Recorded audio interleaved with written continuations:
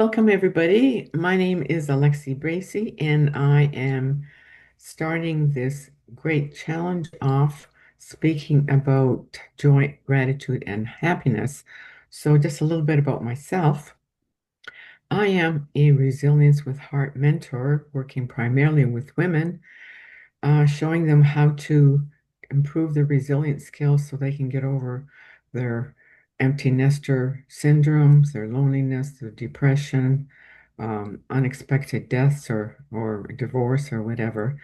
And I add joy to the equation because to me, joy is part of my life, my life's mission, because everybody has a reason to be more joyous. You may not think so at the moment, but when we are joyous, we are more grateful. And when we are grateful, more joy comes into your life. So stay tuned as I begin this presentation. And Cindy Olson, who orchestrated this whole event, will be guiding us as well. Wonderful. My name is Cindy Olson, and I'm the founder of the Natural Health Collaborative. And the whole idea behind the collaborative is we have experts coming together from all over the globe to really give people practical, actionable information for these times. Why do we start with happiness, Alexi? I think that this is fundamental. I couldn't agree with you more. We live in a world where people are blaming and complaining about this, that, or the other. We've forgotten that there are a lot of things that we can be happy for. Like, for example, this morning when you got up, what's the first thing you thought of? Oh, it's raining. Oh, I have to take the car into the mechanics. Oh, I forgot to get the coffee. Oh, it's garbage day today. Instead, be grateful that you're alive, that you're sleeping on a bed, that you have warmth, that you're going to have food. We just take so much for granted and we focus on the negativity that drains us, drains our energy, drains our resilience and our frequency. And so we want to vibrate at a higher frequency of joy, gratitude, and happiness because that wards off illness, disease. So when we're in that negative state, that's why the world is in the state it is, because everybody's focusing on the negative. There's so much anger and distrust, and we're surrounded by disconnected people, and everybody's rushing around, and there's so much anxiety, and our nervous systems are working overtime, and most people don't really know what to do. But just because you're there doesn't mean you have to stay there. So my goal is to offer you some tools, some resources, and some guidance so that you can leave this presentation with a roadmap and ways that you can inspire not just yourself, but others to be a little more joyous, more grateful, and ultimately happier because joy and gratitude aren't luxuries, they are resilience tools. And resilience is the new keyword for the 25th, coming 26th century. Resilience being your superpower. And we just need those tools so we can feel empowered, happy, whole, and complete. So, let's start with something to lighten your day. So, a 4-year-old girl goes with her grandfather for Sunday afternoon drives for ice cream and cookies. And one Sunday afternoon, he's sick in bed. So he asks Grandma to take the little girl. So off the two of them go for a drive for a couple hours. They come back. She goes running up to Grandpa's room and he says, "How was that?" And she says, "We didn't see any horses, asses, sons of bitches, tree huggers. All Grandma did was wave and smile." So this may be cute, but already this little girl is being trained to look at the negative. Whereas Grandma was just smiling at everybody because she was in a really happy mood. So not everybody has been blessed to live with a parent, a grandparent, an aunt, or a teacher that showed you happiness because our world is filled with people complaining. So, how do I stay joyful? I earned my joy. I discovered it actually quite by accident. I used to work at a fishing lodge, several fishing lodges, very remote, and one particular lodge I was there for 4 years. 90% of the fishermen were repeats. They're now bringing their grandsons. So I would go and talk to them during their dinner time. Well, I'm certainly not going to talk to them about fishing. So I started telling jokes. And the next year, when they saw me, they say, Alexi, do you have any jokes? And so I started gathering all my jokes, and now it really feeds my soul, and I impact other people along the way. So, just a little bit about my background, because I didn't always start out in a joyous frame.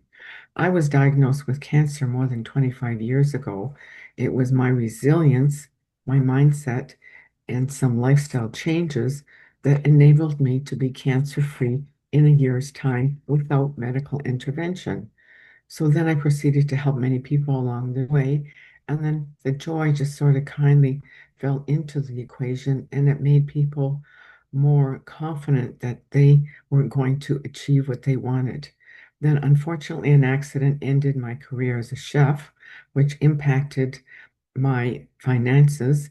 And so I ended up moving 6 times in 1 year. Basically, I was homeless. I didn't live on the street. I lived with this person and that person in different circumstances. But when still, I was cracking jokes with people that I met at the grocery store, at the dog park, at the ATM machine, because I was still grateful that I had some kind of a roof over my head and I was able to bring some happiness into other people's lives, which really fed my soul. And so along the way, the Happy for No Reason training program fell into my lap, which was a perfect fit to learn more about happiness and happiness tools, hence the gratitude, the kindness, the joy.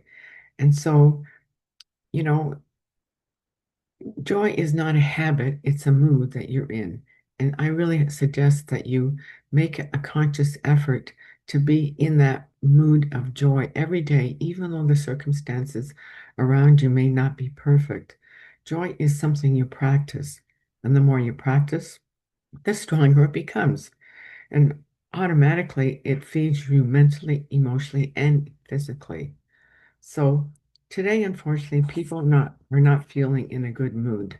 They're emotionally exhausted, they're socially disconnected, they're unsure of their direction, they're overwhelmed, suffering from anxiety, depression. There's the bullying at schools.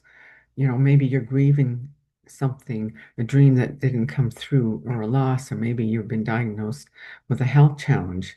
And so when this becomes overwhelming, the brain goes into survival mode. But joy, gratitude, and connection, these activate a different part of your brain, the healing part. So let me demonstrate another example. Um, there's a new college term that has just started, and the students are all in the assembly room with the president up at the front. And he says, Welcome, students, to the new year.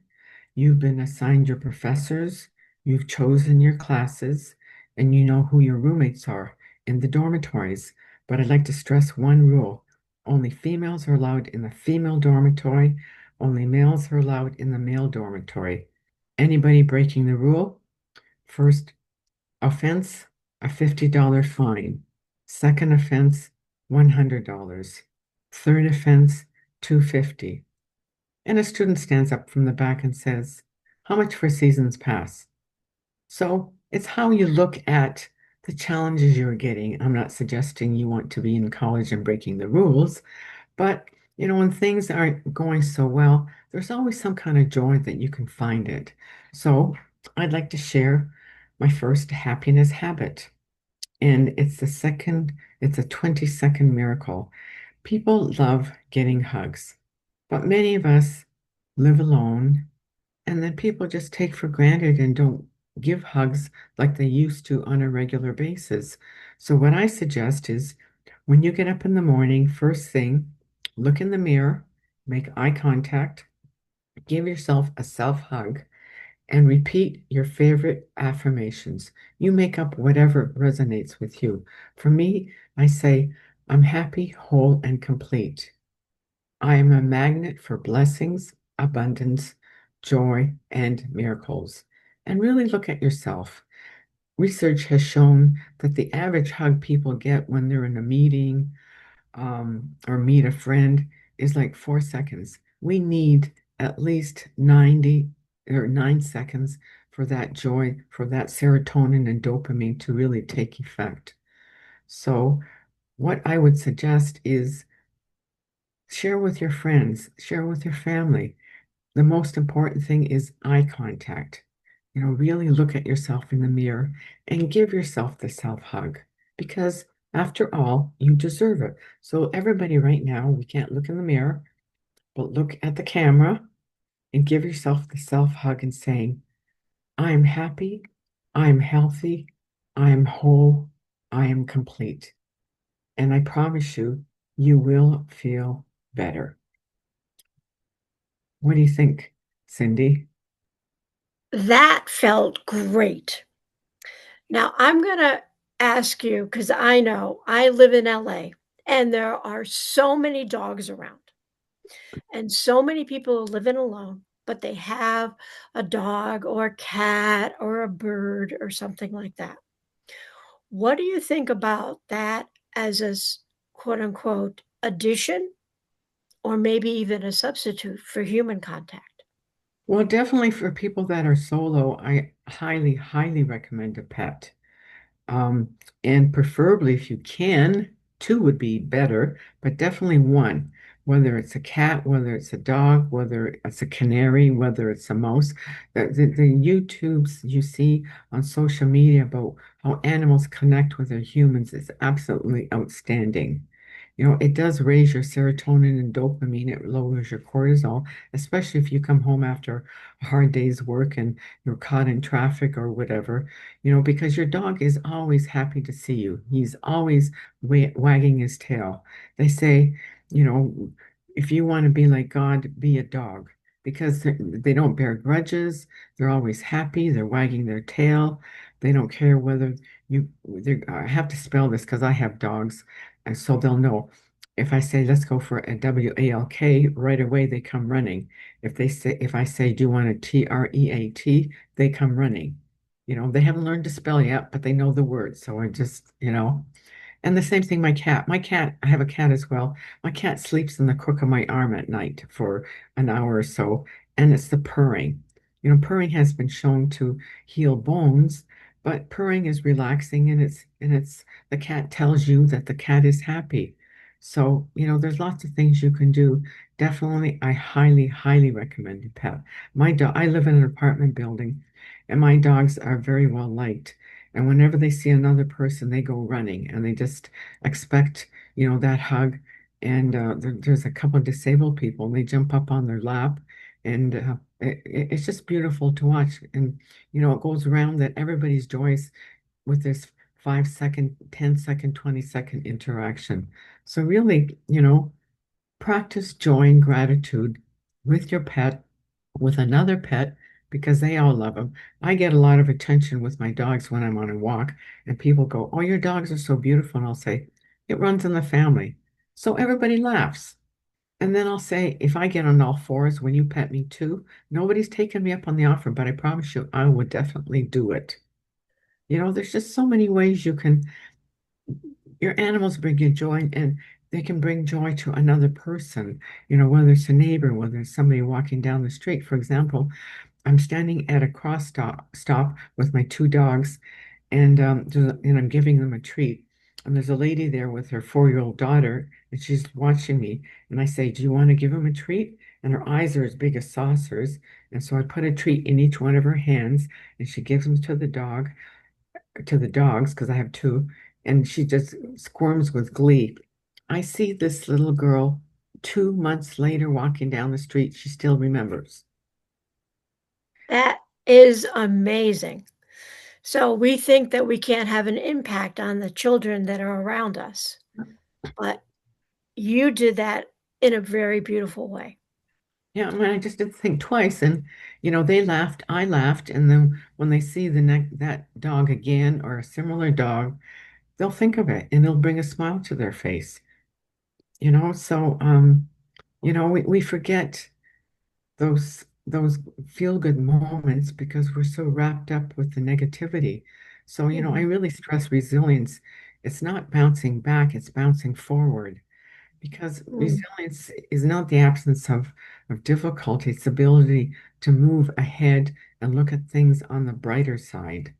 And so, I say to somebody, when you're going through some kind of challenge, what is this trying to teach me? What's the lesson there? Because there always is a lesson. For me, with my cancer diagnosis, the lesson was I was supposed to go out and teach and help people, and I wasn't supposed to be the caterer that I was at the time.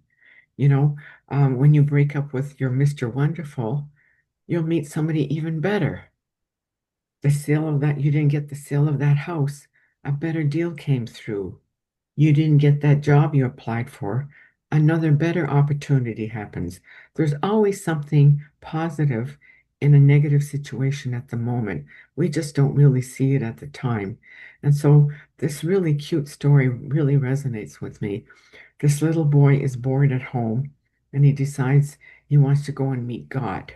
So he knows it's going to be a big trip. So he packs his suitcase with root beer and Twinkies and he heads off. And he's walking down the street several blocks and then he comes up to a park and sees an old woman sitting there on a park bench. And she just gives him a really big smile. And so he sits down beside her, and no words are exchanged. And he decides that he's hungry. So he takes out some Twinkies and he starts eating them. And the woman looks at him. And so he offers her some, and she takes them and she smiles.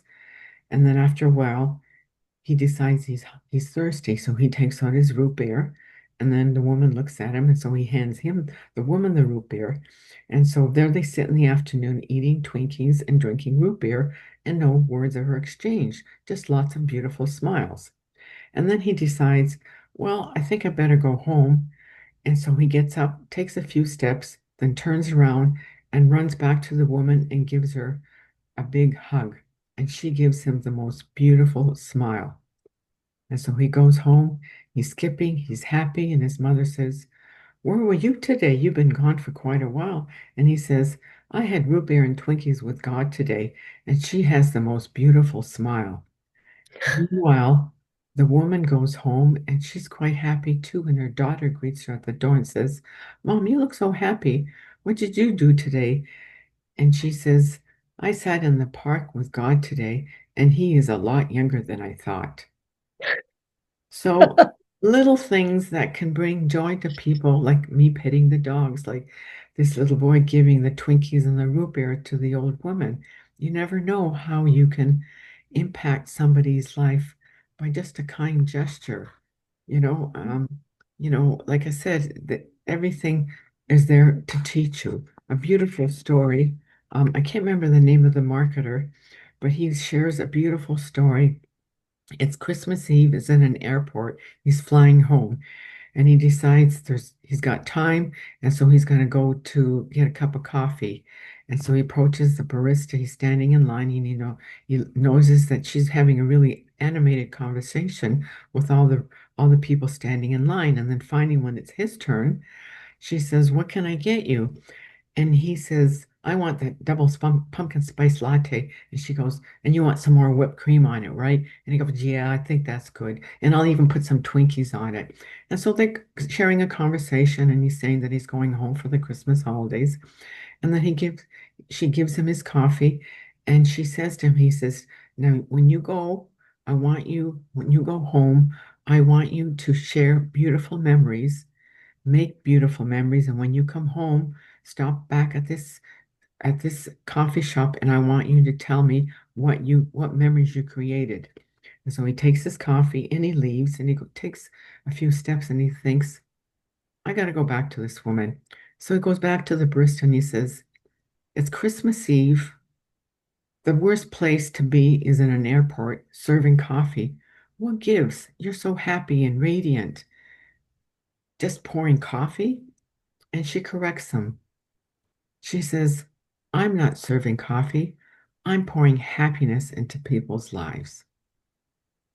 So a little gesture can go a long way. Just like the little boy in the park, this woman, she's pouring happiness into people's lives. She's enjoying her job. It may be just a job, but she's still enjoying it and really making other people happy as well. So what can you do to add a little happiness impromptu into somebody's life. I'd like you to really give it some thought. It can be a childish prank. It could be an adult prank. It could be a joke. Mhm.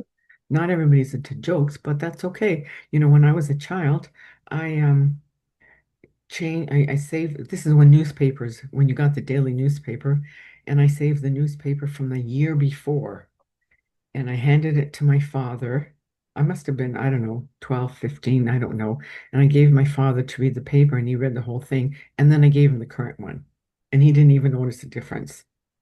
But he had a chuckle. I changed the plugs from the bathroom sink to the bathtub. Childish, but it put a smile that I was thinking, joy, what can I do to be funny? What can I do just to be like a kid? So there's nothing wrong with being a kid, whether you're 20 or 30 or 50 or 60 or 70 or even beyond, because everybody likes a little bit of joy in their life. Don't you agree, Yeah, Cindy? absolutely. And I want to share what Brenda, um, her experience was the first time that she looked in the mirror and tried to say something positive. It just didn't work. I know that that was difficult for me to start doing. And it was her wake up call. And she knew that she needed to do some more inner work. So her point is the important thing is to keep trying because it is so worth it. It's like a new habit. You have to do it repeatedly, a little Right. bit at a time, and just increase the time. Maybe you're just looking at yourself in the mirror and think of what your mother would have said to you on how she loved you. Whatever resonates with you. I love myself like my mother did.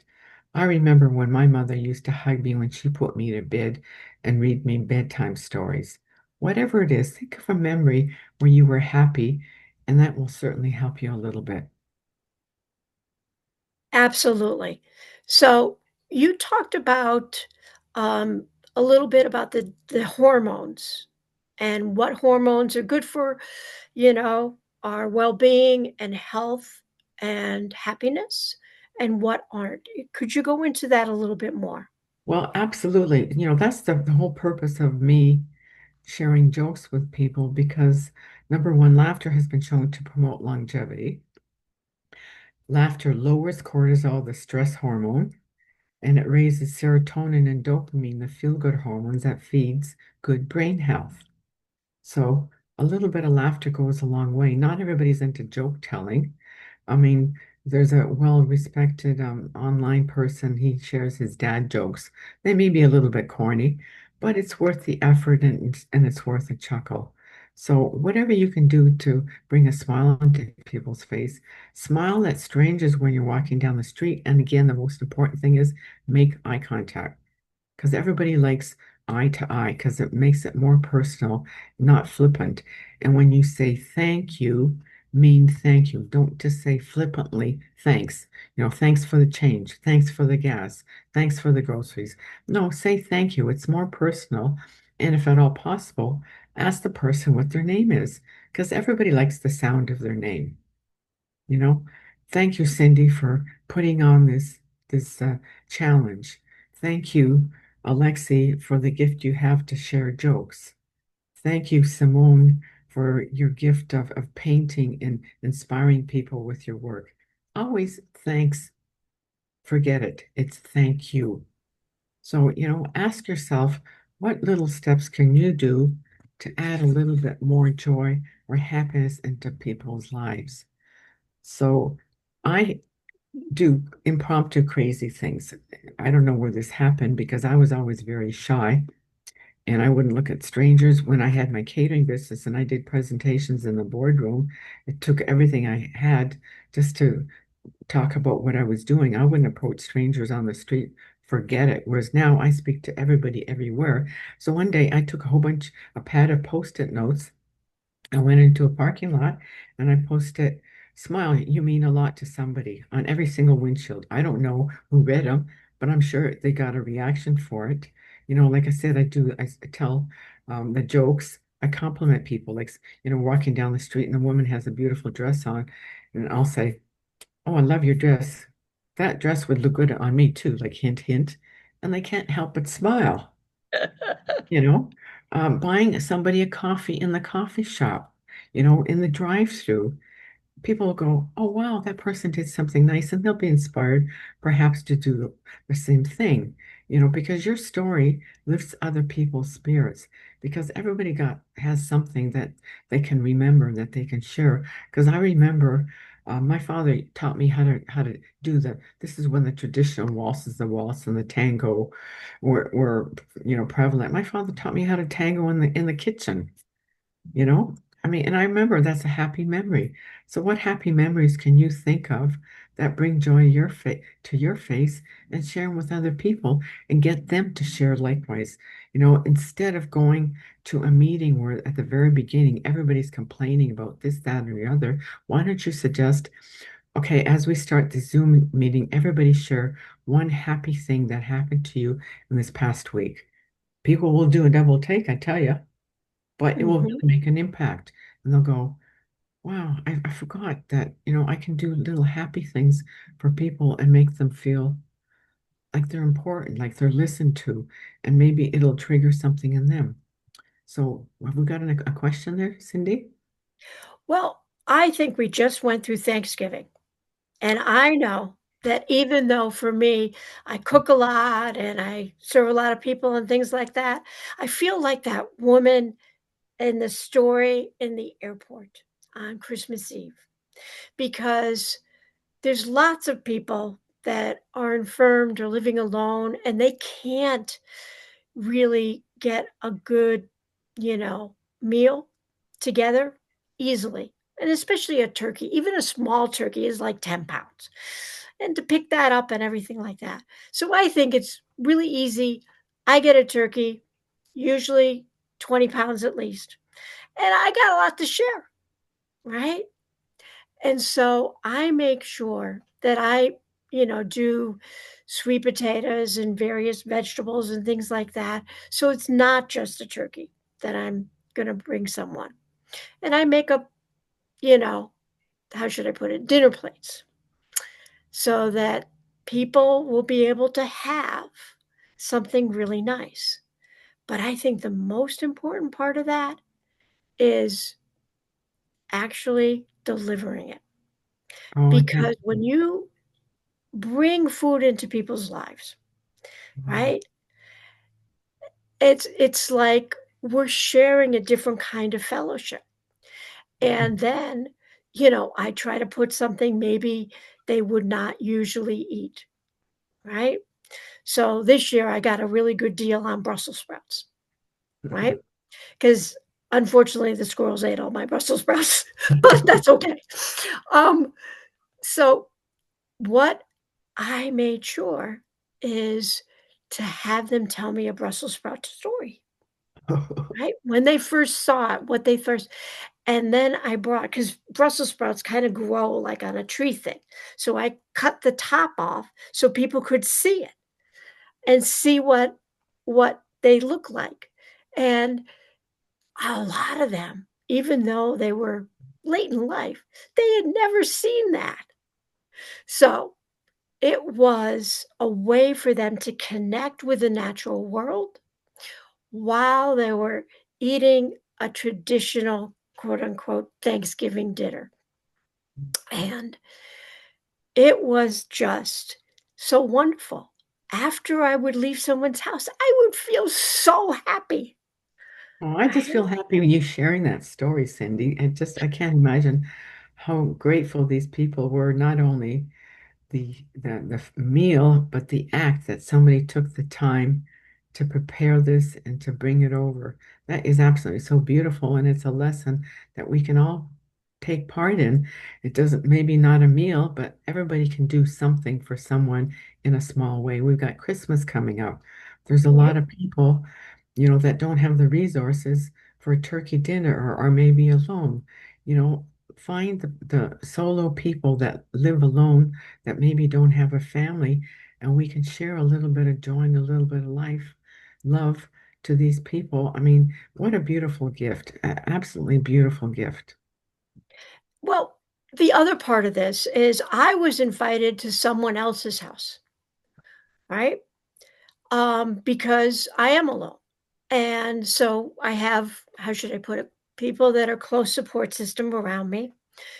And they, wanted to make sure that I wasn't alone.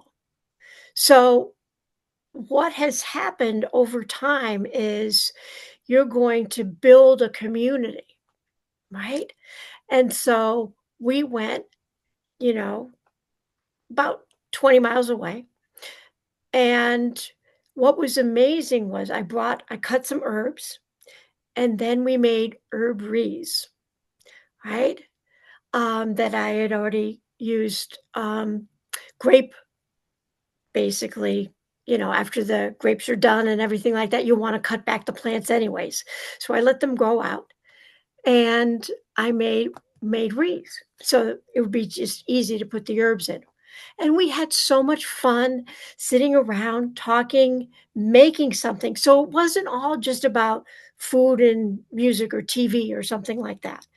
It was about, let's create something for the whole season of Christmas, and it'll actually dry, but it will still smell. And we forget that a lot of times smell is such a Mm. primary source of joy, right? Every day I wake up to the smell of lavender, Oh, and wow. it is really healing. And what is wonderful about that, it always brings a smile to my face. Mhm. Well, that is a lovely story. When you help someone feel seen, something magical happens. You feel seen as well. One story that just I'd like to share that just happened a couple of years ago, and it has really touched me to my core, and I will definitely remember it for as long as I live. I lived in a high rise some years ago, and I would take my dogs to the park across the street, and there was a young Filipino man standing on the corner having a cigarette. And so we struck up a conversation, and he said that he had come here from the Philippines to look after his aging brother who was suffering from cancer, and he would take him to doctor's appointments and that kind of thing. And so I would see him every couple of weeks, and we'd just chat for a few minutes. I was like his Canadian aunt. And then one day he said to me that his brother had passed and that there was a funeral reception at the funeral home up the street in a few weeks. And when I attend, I said, "Oh, absolutely." So I arrived at the funeral home. There were about 30 women sitting in the funeral home. I made my way up to my friend. He took me up to the casket. I had never met his brother. He explained that they were waiting to finalize arrangements to ship the body and the casket back to the Philippines for burial so their mother could be present. I said a few words, we left, and then I'm walking down the street a few weeks later, and a young Filipino woman approaches me. She says, "Were you at so and so's funeral reception a few weeks ago?" I said, "Yes, I was." She says, "You have no idea how your presence impacted our community." I tell you, it touched me to my core. Small act on my part, big takeaway for them. And it just something that will stay with me. So just like you with your turkey and your meal, when you share something magical, you feel seen too. I didn't do it for accolades or anything. I certainly wasn't expecting anything. I just did it out of respect. So think of an example where you can show resilience and kindness to a stranger. Maybe it'll happen impromptu. Give a carless person a ride to the grocery store. Take somebody out for lunch who's recently lost a loved one. Take the garbage bins back for the senior lady in a bad storm, or even on a regular day. There's all sorts of little things you can do to the person that is a stranger, whether you know them, whether a neighbor, whether the barista at the coffee shop, just to bring a little bit of joy to their life. And so I'd really like you to consider think about a person that has done some kind of kind deed or act for you. It could be last week, it could be last month, it could be last year, it could be 2 years ago. Call them up, ask how they're doing, say, I just thought of you and I wanted to thank you for XYZ. It will take that person off guard. They will feel seen, appreciated, heard, and you will reap the benefits as well, raising that frequency for more serotonin and dopamine in your body. So small acts go a long way, and never underestimate what a kind word, a deed, or a smile can do for a person. So heart resilience is a tool that I love to use when you are stressed and you want to relax. Before you go into a meeting, um, before you go see your doctors, you see your doctor when you're coming home and you had a bad day, you left on a bad note with your husband. So it can be 1 minute, it could be 3, 4, or 5 minutes. You decide, and nobody knows you're doing it. You can just go into the washroom and just do the breathing in and out, like I will demonstrate in a minute, and it will really um,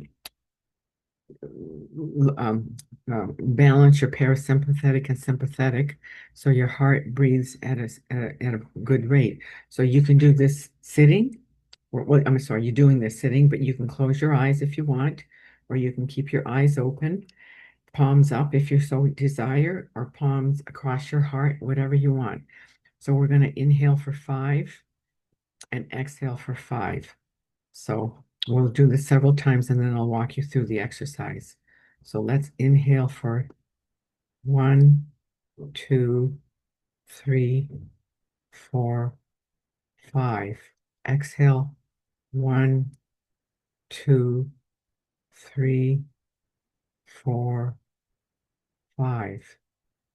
Inhale 1, 2, 3, 4, 5. Exhale 1, 2, 3, 4, 5. So now you can pick whatever word you want or follow along with me. So breathe in joy, 2, 3, 4, 5. Breathe out abundance, 1, 2, 3, 4, 5. Breathe in gratitude, 1, 2, 3, 4, 5. Breathe out happiness, 1, 2, 3, 4, 5. Breathe in community, 1, 2, 3, 4, 5. Breathe out world peace, 1, 2, 3, 4, 5. Breathe in love, 1, 2, 3, 4, 5. Breathe out happiness, 1, 2, 3, 4, 5. And you continue for another minute with your own words, and then I'll call you back into the room in about a minute. Do it at your own pace. Use your own words, however you feel comfortable and grounded.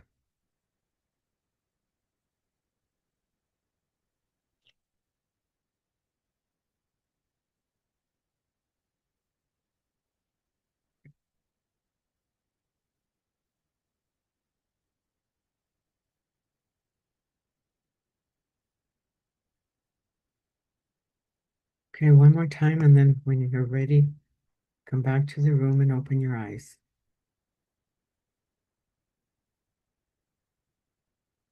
So I'm sure everybody feels calmer. When you're stuck in traffic on the highway, do this exercise. Don't close your eyes, but it will calm you down. You know, there's all sorts of opportunities you can use when somebody was rude at you at the elevator. As you're standing in the corner, do the heart math breathing. It can be just 2 or 3 different breathing in and out, but whatever. Use your imagination. If you've stressed out after working all day and things just didn't go well, just before you turn out the lights, do the heart math. It will really balance your hormones, and you will get a better night's sleep.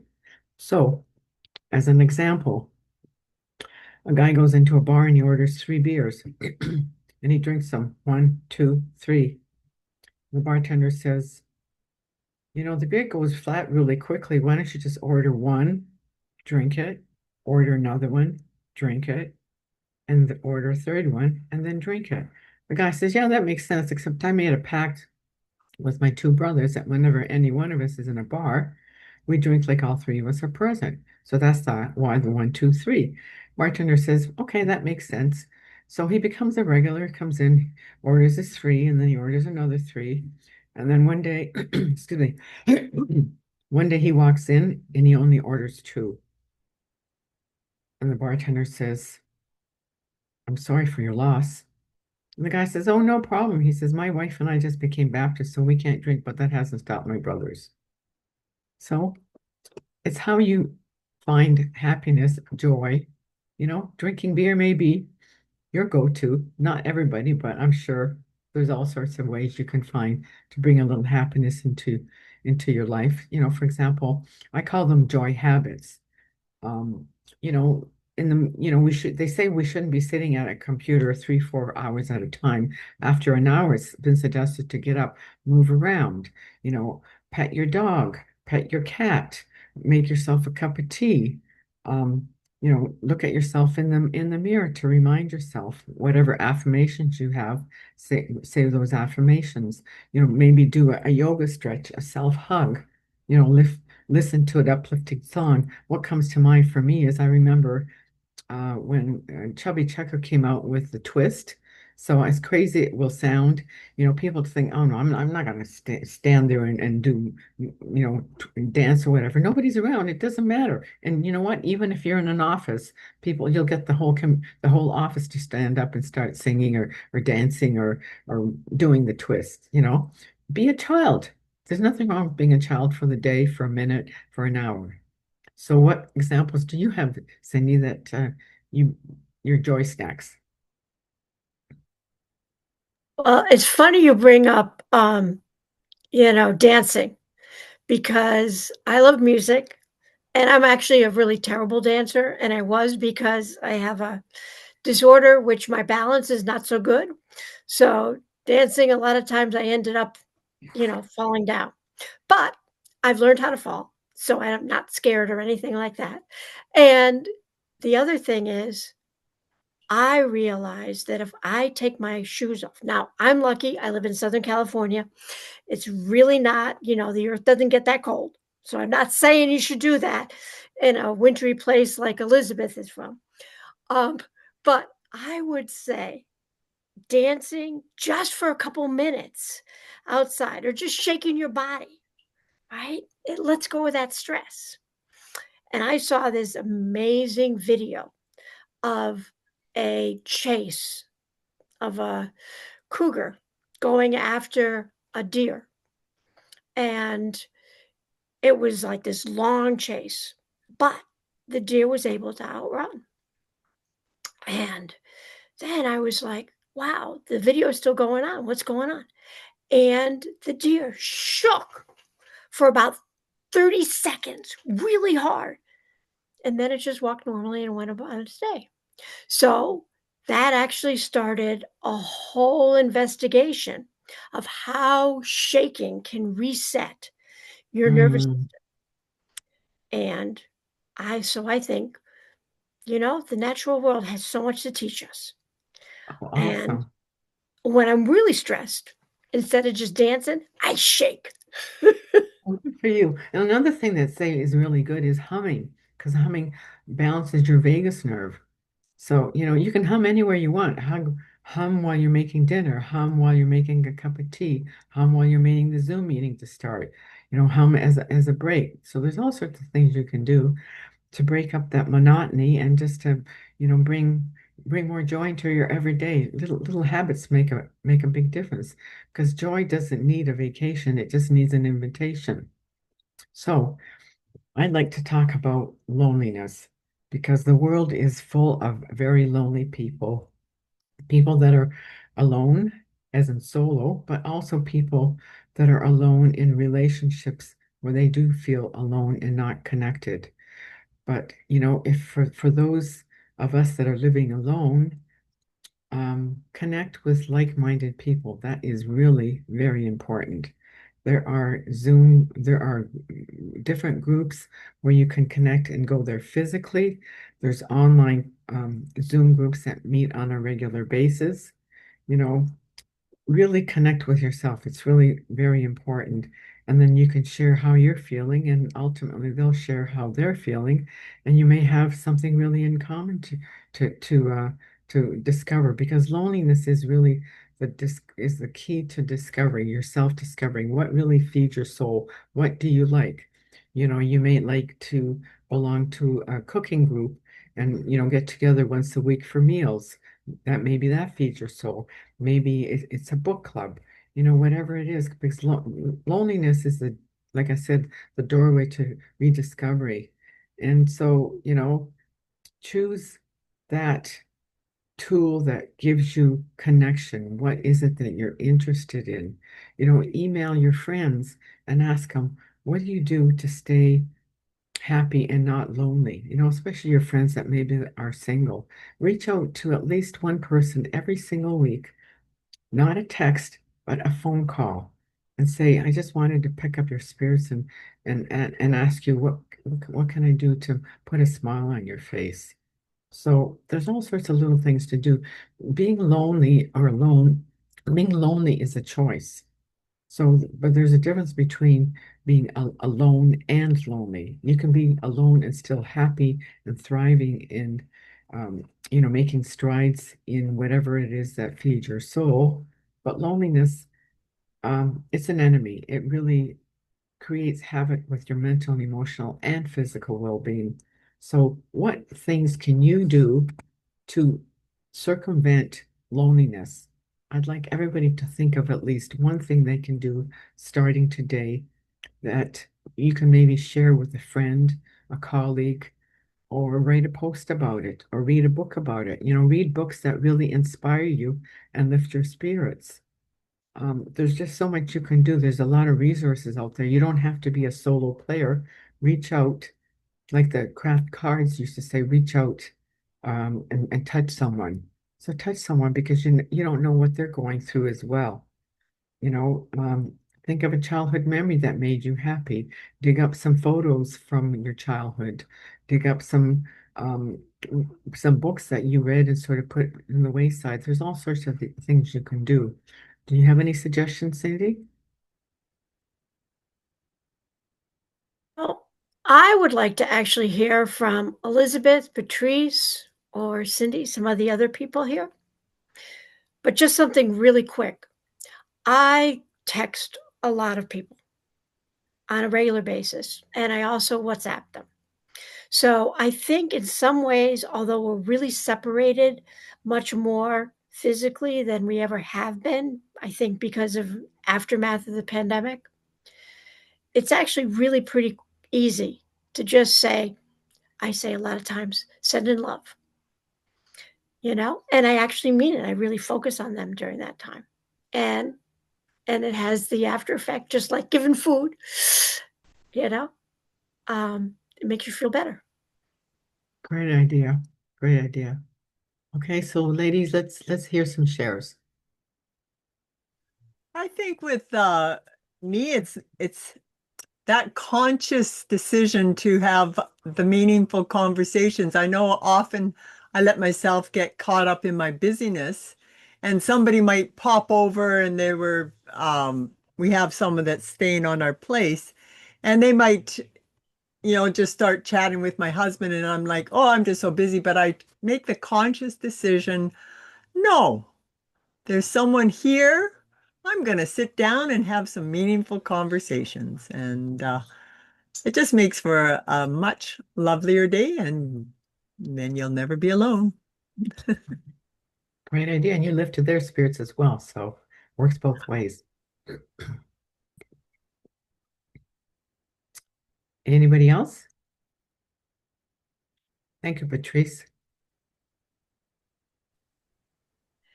At Well, this I time of think, the year, at this time of the year, I like to do the physical connection through a card with a Mm, little bit of a note in it. And for those that are younger, just sending a photo through the internet or just an encouraging word. It's very personal. It's so much different than just a like on a post.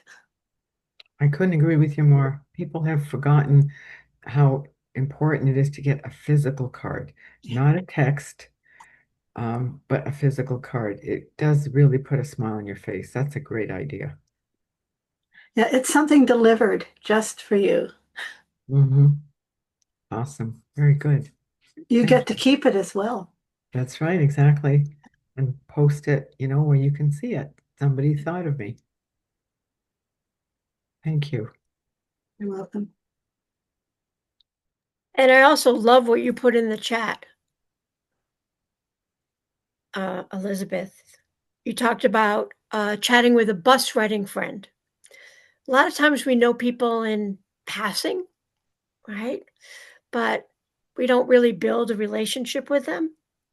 But I know commuting, some people on trains would just sit down with each other because they had been riding the same train at the same time for the last however many years. So we have different relationships with different people, and that's okay.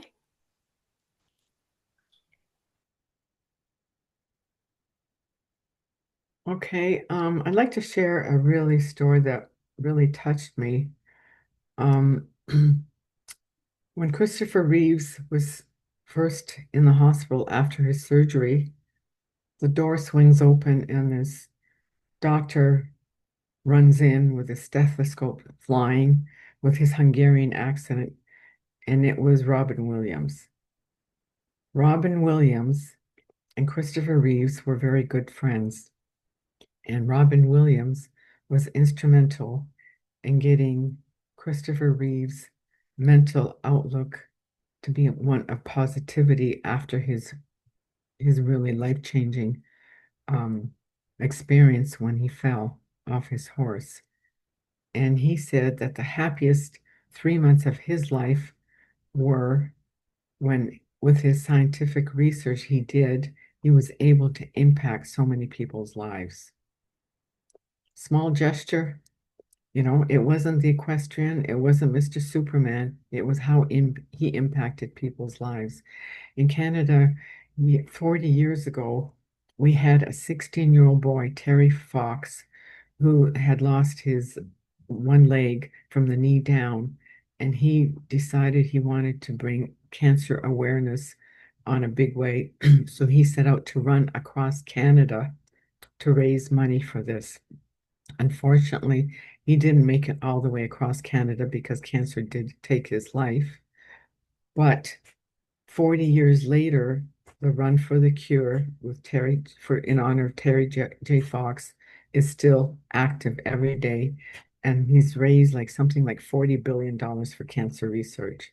So, his dreams were shattered. Who knows what a 16-year-old really wanted to do, but he wanted to make an impact. So we don't have to do monumental things. It's in your neighborhood, with your family, with your friends. Um, we all have something to share, something to put a smile on people's faces, So, really make a point to find something happy in your life. I really stress for everybody to write in your gratitude journal every single night and different things every single night. And it's things that we just take for granted. Um, I'm grateful for the conversations I had with my new neighbor. I'm grateful for being appointed speaker at this event. I'm grateful for finishing my book. It doesn't have to be something monumental. It can be anything. I'm grateful that I bought this new tea and I really enjoy it. You know, Practicing gratitude is just like oxygen. You never forget it. The more you practice it, the more oxygen you have, the more dopamine into your brain and serotonin, and you feel so much better. happiness is not the destination, it's really the way home. Um, there's a well-respected monk, Brother Stendhal Rast. He was a Jesuit monk, and he was given dispensation to go to study in Thailand with the Taiwanese people, and he was really impacted by their teachings. And one of his famous quotes is, "The root of joy is gratefulness. It's not the joy that makes us happy, it's the gratitude that makes us joyful." So for me, one quote that really resonates with me, and I'll take it with me to my grave. Robin Williams said, "I know I've made a lot of people. I don't know how many people I've made happy on this planet, but if I only made one person happy, my life has been worth living." So for me, bringing joy to people through my humor is what really feeds my soul. And just little random acts showing to people that I care, that they matter, um, putting a smile on their face, the extra hug, the compliment, buying a homeless person a meal, taking somebody for a car ride. There's all sorts of little things that you can do to add happiness, not just to your life, but to their life as well. Any more questions, Cindy?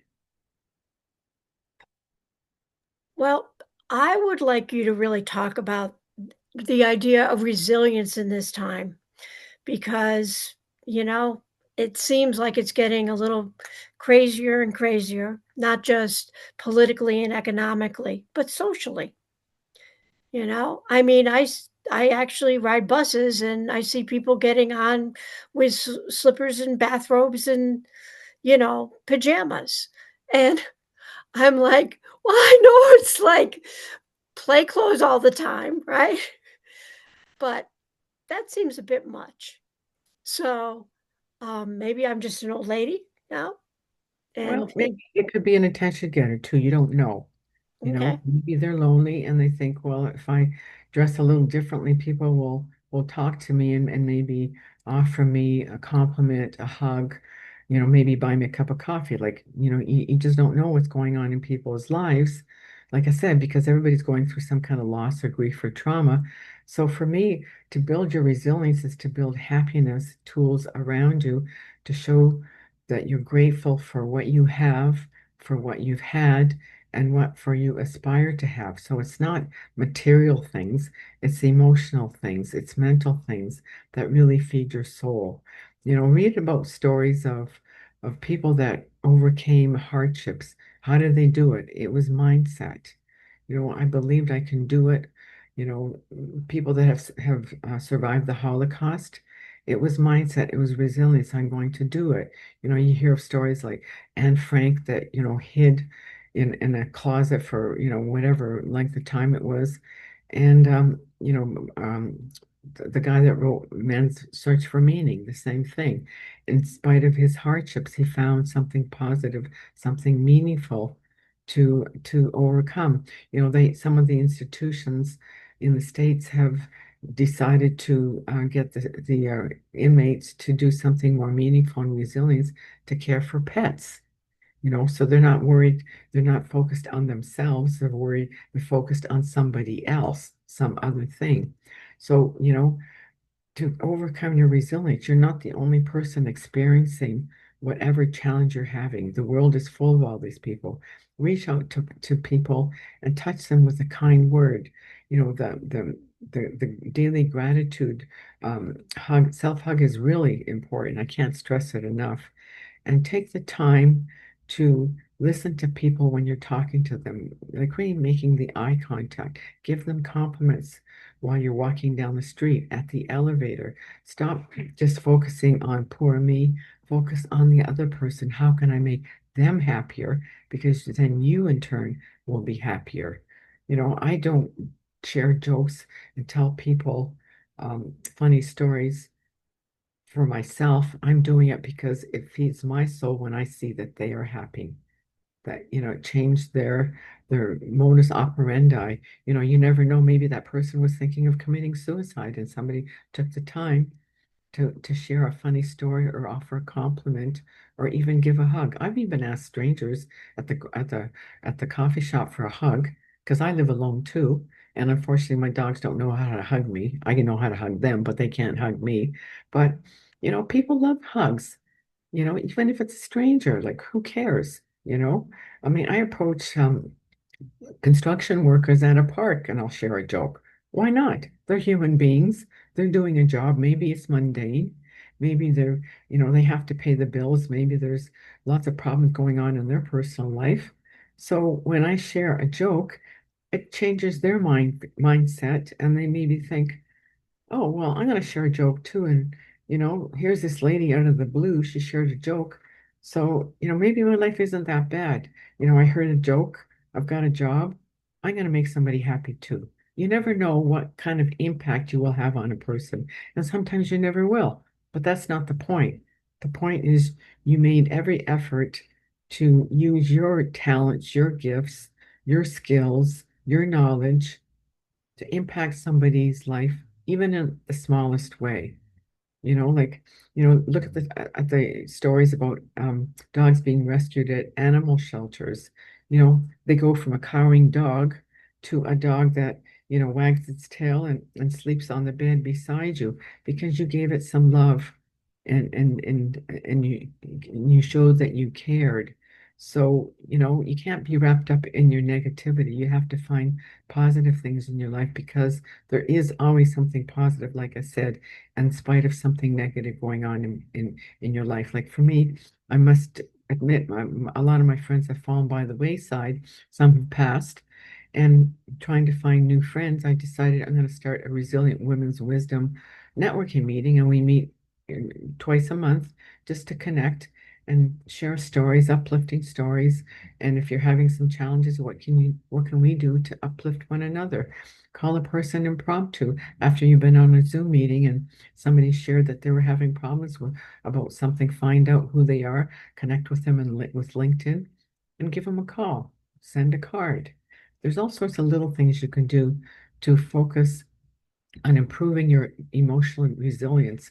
Don't don't stay stuck in a mode that serves nobody, because it lowers your frequency.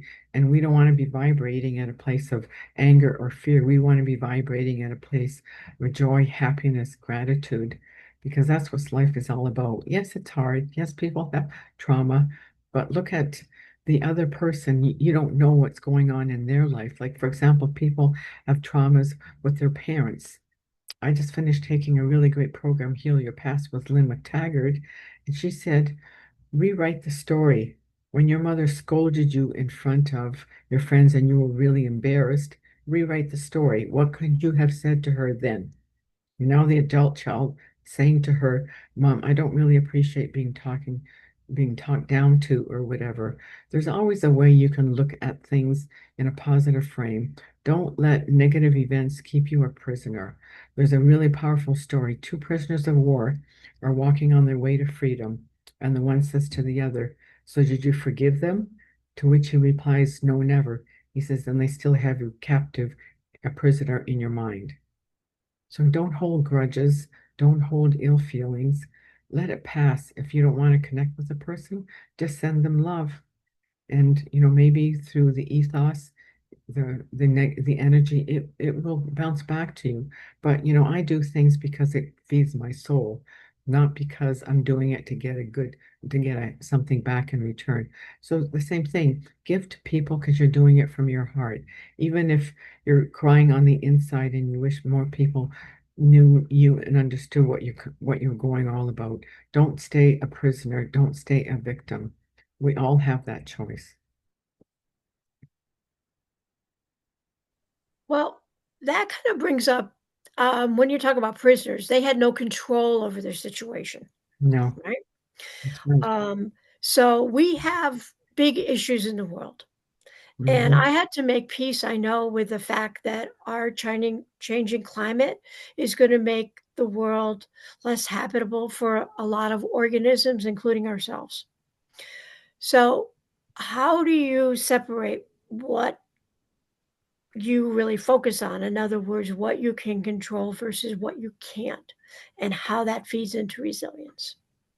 Well, Lynn McTaggart did some studies. She's done like 44 worldwide where you focus on peace in a particular area of the world. So, she's taken areas worldwide from Washington State to Beirut to England to whatever. And for 3 months, you focus on positivity in that area, reduced crime, more happiness, more resilience. And she got the authorities, government and police, to be involved in documenting if the crime rates went down and if happiness levels went up. And in all 43 of them, the levels went up significantly. The only one where there was a different change was Israel, and it was the first time in years they had a ceasefire. So put out the intention that things are going to change, I'm going to impact, and then take action.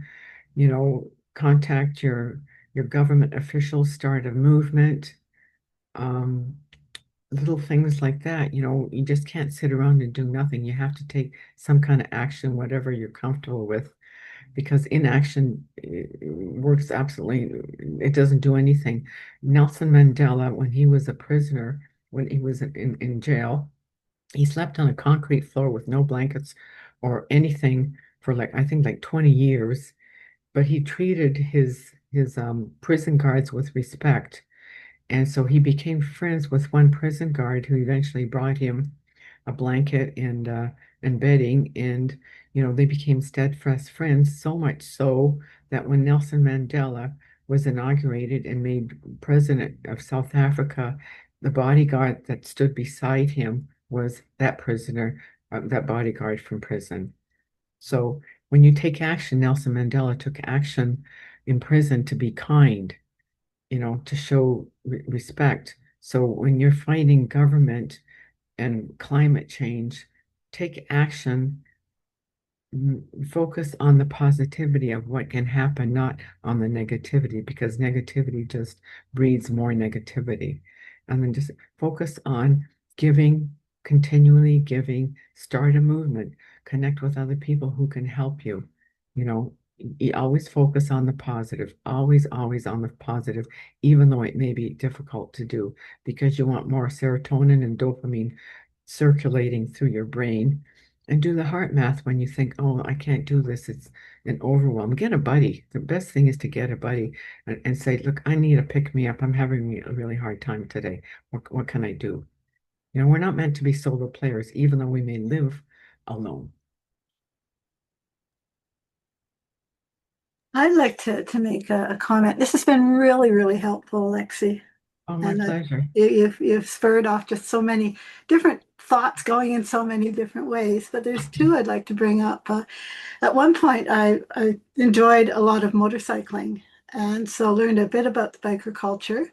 And I was part of a Christian biking group, and we'd go some 40 of us at a time, and it was just wonderful that type of 40 people on 40 different bikes just Yeah. going down the road and maneuvering together. It's just a feeling you'd never encounter in other ways.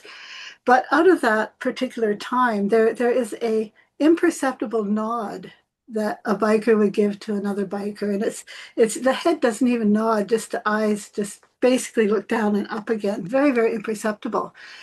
And sometimes when I'm out in the mall and I see this big tough guy and happen to catch his eyes, because they're always scanning, they're always aware of their environment. It's part of the biker culture, and just catch their eyes, and I give that imperceptible nod, and they would return an imperceptible nod, and believe it or Mm. not, a smile and a little bit of a faster step for a few steps. So you just don't know, even people that you don't know, and something so imperceptible, something you've Mm. learned in the past can be used now. That's point number one. Now, the other one, we've talked a lot about giving, and I really believe that it's just as important to receive, because you have to open that transactional space for something human to happen, or human animal to happen, or whatever. I can remember one time when the car was broken down, and I was just trying to walk sort of up over an overpass and then down, maybe 8 blocks to get the groceries home. And someone pulled up in a car and said, "I'll give you a ride home." And I said, "Well, yeah, I can't, can't accept a ride, right?" And he says, "Oh, yes, you can. I'm your neighbor. You don't know me, but I live in the apartment building just behind you. And I see you and your husband out all the time. And it's not out of the way. Please get in. I want to take you home." Mm. So it was, it opened a transaction with a neighbor that I didn't even know I had as a neighbor. So I think it's really Wow. important that we open that space for other people to give as well as we need to have our hearts open to receive. Oh, excellent. That is beautiful. I love that story about the motorcycles. I know, unfortunately, a lot of motorcyclists have been given the bad rap, the big groups and all that. But you hear beautiful stories where they come and support people, at funerals or just a beautiful story where one of them where his the father had died and he was a motorcyclist and they got wind of it and all the motorcyclists arrived at the funeral home, like 30 motorcyclists coming in. There's all sorts of beautiful stories that I'd like to do the eye thing and just see what happens. You never know, right? You just never know. And we don't necessarily impact that person immediately, but it goes unknown. For example, there's a beautiful story where a lady was stranded on the highway. She had a flat tire. And so a guy pulls up and says, "Lady, you need a hand." And so she's a little reluctant, thinking, "Oh, he's gonna, what's he gonna do? I'm an old woman here, is stranded in the middle of nowhere." And so he changes the tire, and she says, "Here, let me give you some money." And he says, "No, it's okay." He says, "Just enjoy the rest of your evening." And I was glad to help. So meanwhile, the woman drives down the highway to a coffee shop, and she has orders something to eat, and she notices that the woman that's serving her is about like 8 months pregnant. And so when she pays the bill, she leaves a tip for $200 with the bill. And the lady, and the lady goes before the woman realizes that she's had this money. And meanwhile, the lady goes home and she's in bed with her husband, and the husband is oh, and I forgot the story. This husband, the lady, when the guy was helping the woman with the tire, the lady says, "What's your name?"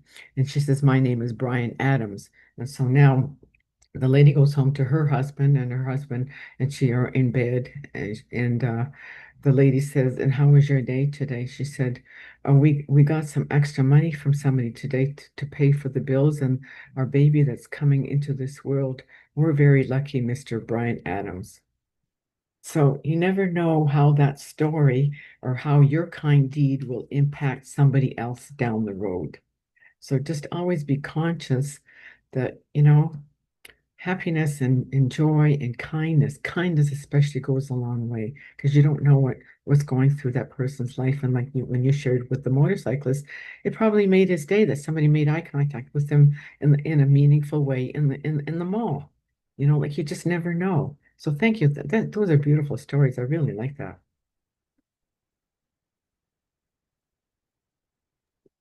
If you want a wonderful bear hug, a biker will give it to you. Oh, okay. All right. I'll have to do Usually, that. if you're a lot shorter, you end up getting lifted off the ground as well. Oh, that's awesome. That is really good to know. Wow.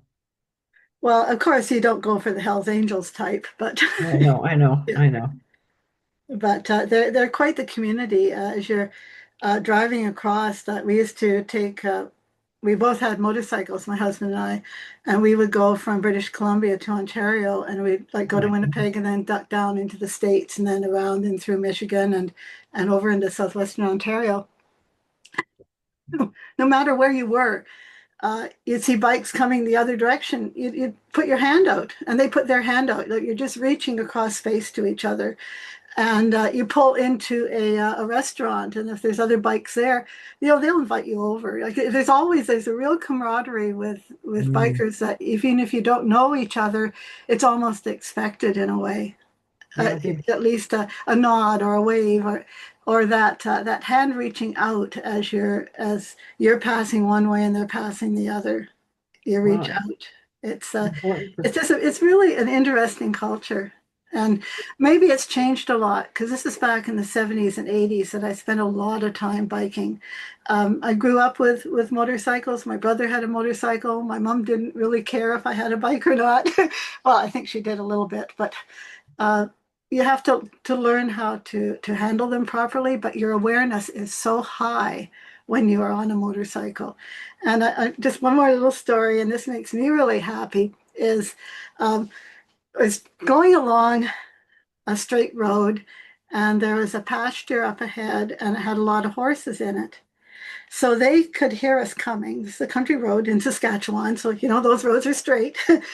And the horses sort of came to the edge of the pasture closest to us, and then they ran with us for the whole length of the pasture. Oh, wow. Oh, And we wow. slowed down a little bit, and it was just, like it was a communion with horses that wanted to run along with us. And it was just such a beautiful thing. That another good thing about the biking too is that you can extend your biofield, your awareness, just tremendously when you have been on a bike for 7, 8 hours. You've got the heat, you've got the vibration, you've got the movement along the road. You're just aware all the time. The bike becomes part of you. It's almost like you're flying and gliding, and it's a wonderful experience. But what I love to do is I would expand myself out one direction, a kilometer, then I expand out the other way, and then expand out forward and expand back. And you could feel the changes in the environment as you were going through it. It was just almost like not quite an out of body, but it was just a different way of experiencing nature after being on a motorcycle for a few hours. It's Wow. so those are the types of things that I remember that make me really, really happy from motorcycling.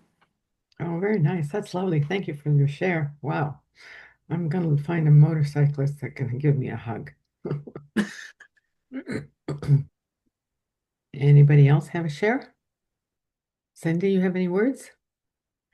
I I really want us to have this challenge as how to make one habit that we don't usually do into a series of habits and do something called habit stacking. Put one on top of another.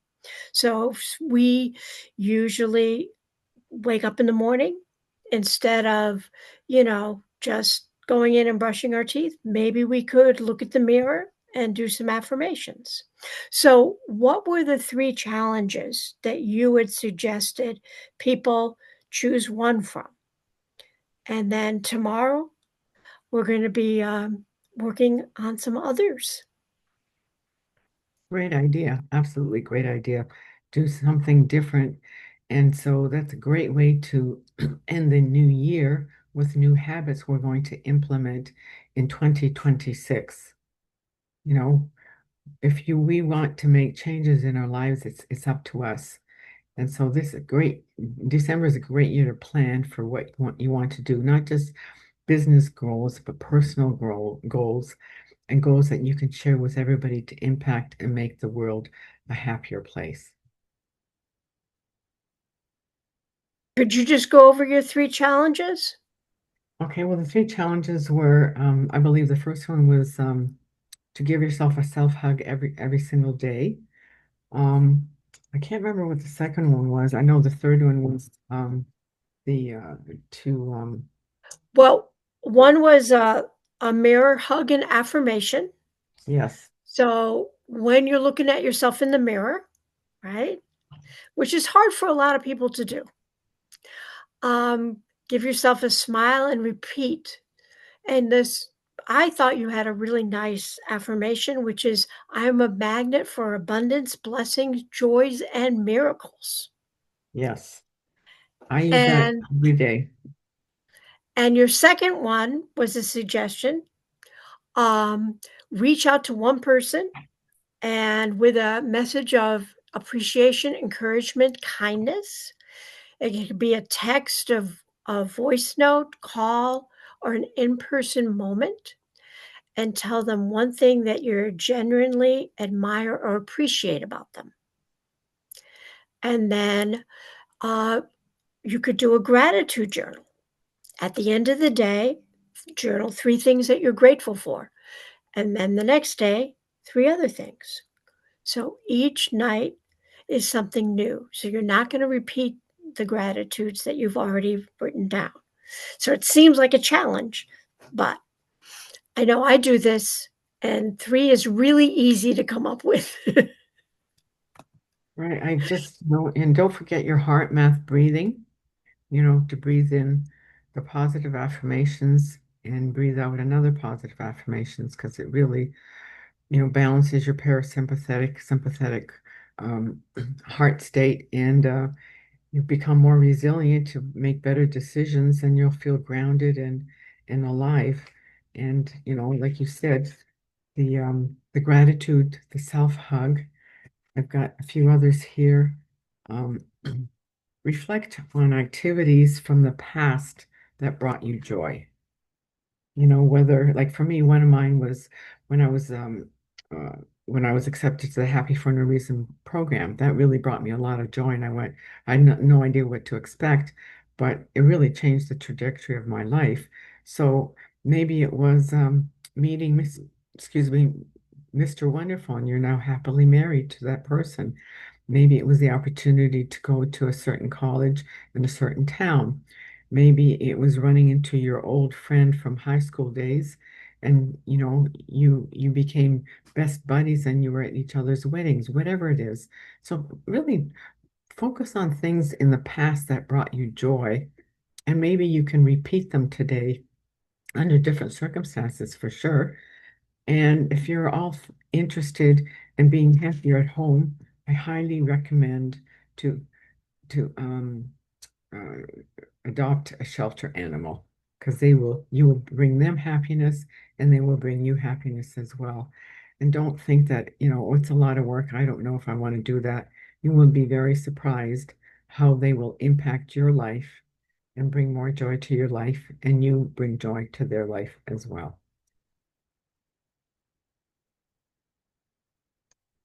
So Well, at you've this given us a lot of things to choose from. That's right. So you got no excuses that I don't want to do this, or I can't do this, or I don't know what to do. Lots of lots of things you can do. And please, email me and let me know how you're doing if you need any help, or you have some other ideas that would, that I could use as well.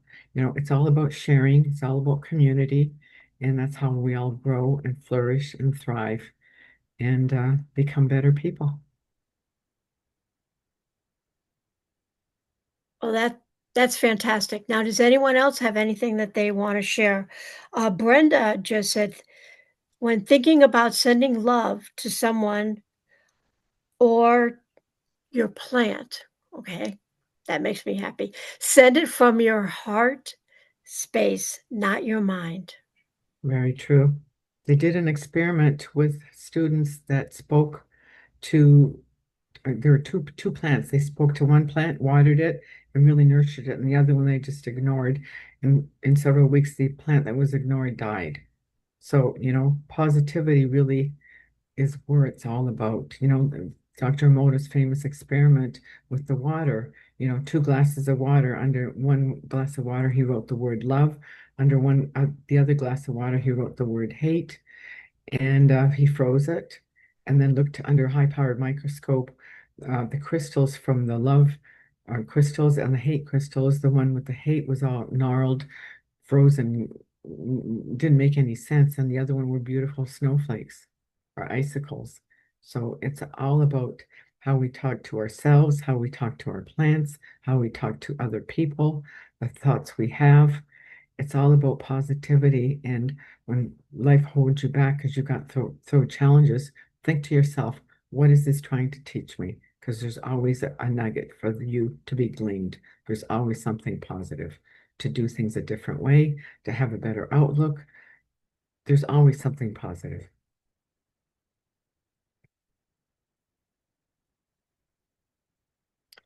Okay, so I think that wraps us up for our first session. Thank you, everybody. I hope those listening to the recording share with other friends and family,